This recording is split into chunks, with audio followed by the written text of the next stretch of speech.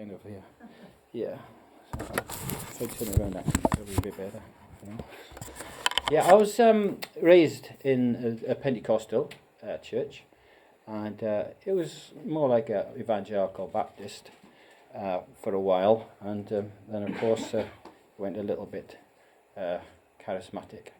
But anyway, yeah, I was brought up in the church regularly, and I was, forced to go to church, compulsory education. But I used to sneak little war comics into the church and behind hymn books and Bibles, because it wasn't permitted. So I remember reading a true story once. This sergeant, he gave his life in the Second World War, and they'd made a statue to him in France, and they used to dip their hat to him. But while he was preaching the sermon, the elder in the church, faithfully preaching, after being all those years, 14 years, I actually understood the gospel for the first time. And the story in the war comic, which was quite interesting, the story I was reading about, but at the same time, the sermon was, we love Jesus because he first loved us. And I'd been thinking of another verse before that, a couple of weeks before that. Greater love than this has no man, that a man lay down his life for his friends. And these verses were going around my mind.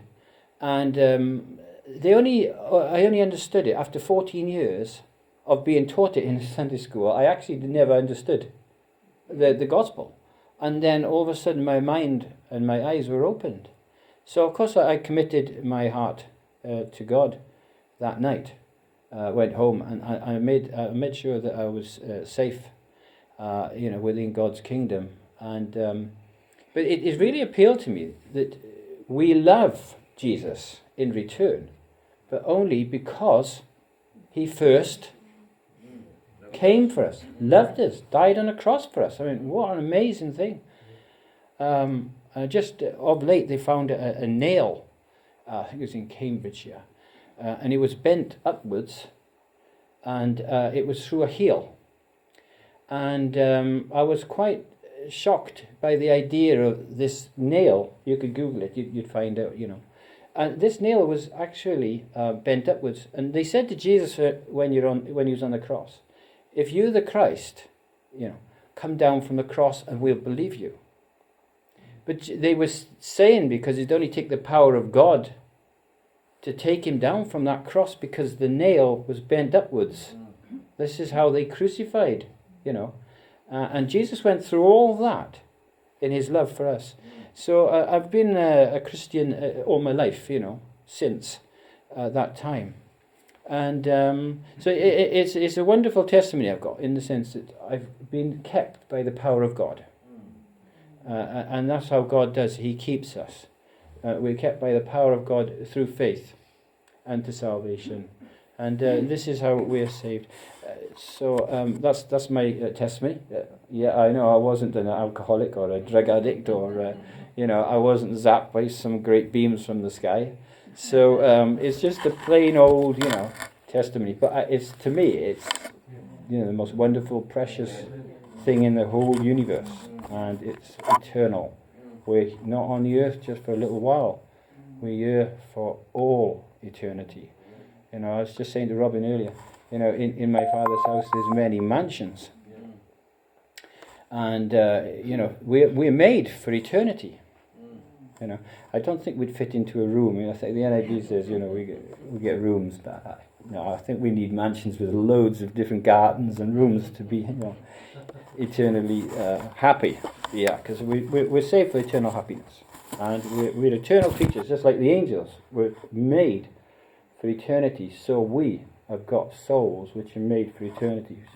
But I was just going to quickly follow on from, what Bob was saying, just for a short word. So this is interesting. I'll just get my glasses on, because I'm not a young man anymore. I've got a little bit more time. We've got a few minutes left. But verse 5 of Isaiah 24. Thus saith the Lord, the God of Israel, like these good figs, so will I acknowledge them that are carried away captive of Judah, whom I have sent out of this place into the land of the Chaldeans for their good. And the next verse is then, for I will set mine eyes upon them for good, and I will bring them again to this land, and I will build them up and not pull them down, and I will plant them and not to pluck them up. And the next verse then, and I will give them an heart to know me, that I am the Lord, and that they shall be my people, and I will be their God, for they shall return unto me with their whole heart. And, just before the captivity in Babylon, they were, it says they have, God says they have sought after me, but feignedly, which is an old English word, of course, it means pretending with part of their heart. And this seeking after God didn't satisfy God, because they didn't throw away their idols. And Josiah, the good king, he destroyed the idols where he could find them, but he couldn't destroy the idols of the heart.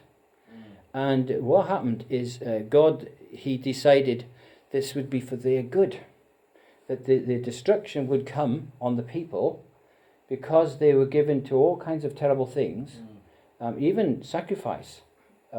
We read it in the Bible that they actually sacrificed humans.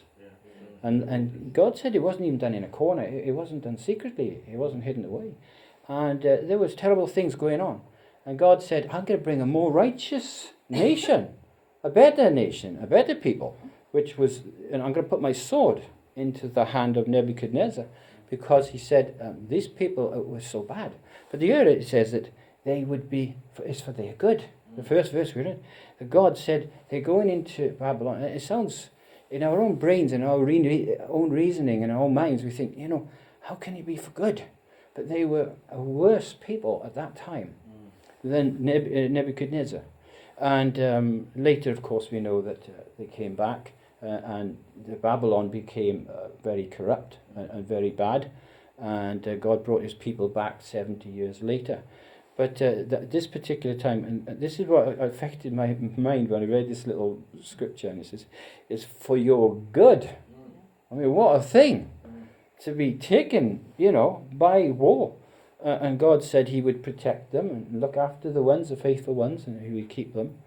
And the strength of feeling of the people is when you look at Jeremiah, is quite shocking, because they even went down to Egypt, and God said, once Babylon had come, they captured the people, and they'd taken, Ezekiel and Daniel, and taken them into captivity, along with many others.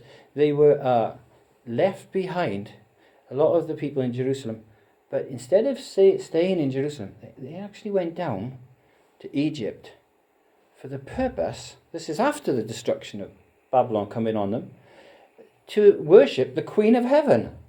And astonishing.